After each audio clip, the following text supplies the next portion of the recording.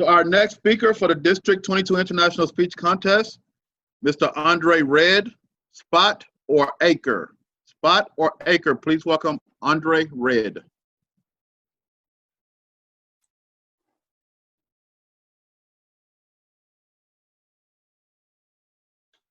Like most young boys, I idolized my dad. He was the man, or how we would say today, dabomb.com. He was a workaholic, but somehow he always managed to maintain a well-kept yard. At around the 7 or 8-year-old time frame, I decided I was going to cut our lawn to fulfill that deep, deep desire in me to be affirmed by my father. Now, understand this was no small feat because our yard was an acre. And the lawnmower, and did I mention it was a push lawnmower, was quite a bit larger than I was. But small price to pay to get kudos from my hero. And let's face it, even today, it's obvious that I have some pretty major skills in cutting and trimming. I mean, I'm just saying. So early one Saturday morning after he left for work, I got up, I cut the grass, and I even cut those line designs in the grass like we would see when we were watching the football games and he would just rave over. And so I'm really not one to toot my own horn, but in this instance, toot, toot. The boy had done a good job. So now the moment of truth. I knew about the time that he got home, so I sat on the porch and I watched his truck top the hill. And when he got to the driveway, I was already in position and I was so excited. I'm pretty sure that I opened the door of his vehicle before his vehicle came to a complete stop. Daddy, Daddy, I cut the yard, Daddy. And in his cool, calm manner, he scanned the yard. And his words to me were life-changing. He said, "Little man, you missed a spot."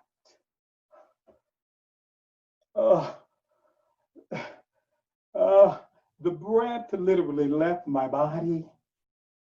I felt as if though the ground had literally collapsed from under my feet, and he drilled in me that big boys don't cry. So he quickly turned as the tears were just streaming down my face. I found my new worst enemy, which was that uncut spot. And I just ran it and I raved. And how dare you cause me to miss the rewards and the kudos from my hero? How dare you? I must have sat there for hours just glaring at that spot. I realized that I had literally become consumed by that uncut patch of grass. Unfortunately, that consumption of focusing on the missed spots went on with me for decades. It happened with me in school, no matter how well I did. It happened with me in college, and it even followed me into the workplace. No matter how well I did, how many accolades I got, it never was quite good enough.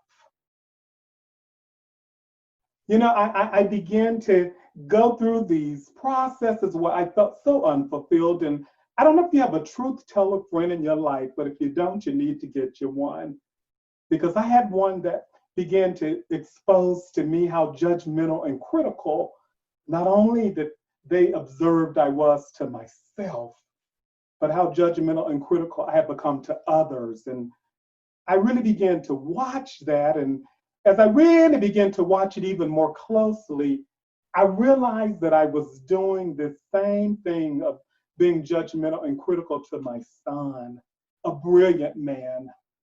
The game changer? was when my son was murdered on his part-time job. And I realized that I would never have a chance to right my wrongs. You know, at this point, I really had to make some tough decisions. And the real decision that I had to make was, did I choose to be pitiful or did I choose to be powerful? See, pitiful would allow me to continue to say it's an inability to change. Powerful would say, move aside your pride, move aside your ego, move aside your hurts, and embrace the truth that it's an unwillingness to change. I was missing out on living my best life now. I chose to be powerful. Some major lessons that I learned in this process that maybe I can share with you so that my ceiling can be your floor is I realize that what others say to me may be important, but what I say to myself is most important. And because people are gonna say things to you, I want to help you to understand that it's okay to be in the storm. But the problem becomes when the storm gets in you. Those hurtful words, those situations, you have control over what you allow to get into your system. And lastly, the thing that I got out of this was, isn't it important for us to be fair to others, especially those in our circle? Is it really fair to ask others to do for us, to value us, to appreciate us, and do all of these things that we ask of people when we're really not doing them ourselves? I once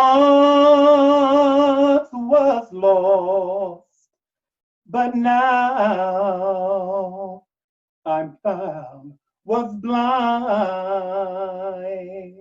but now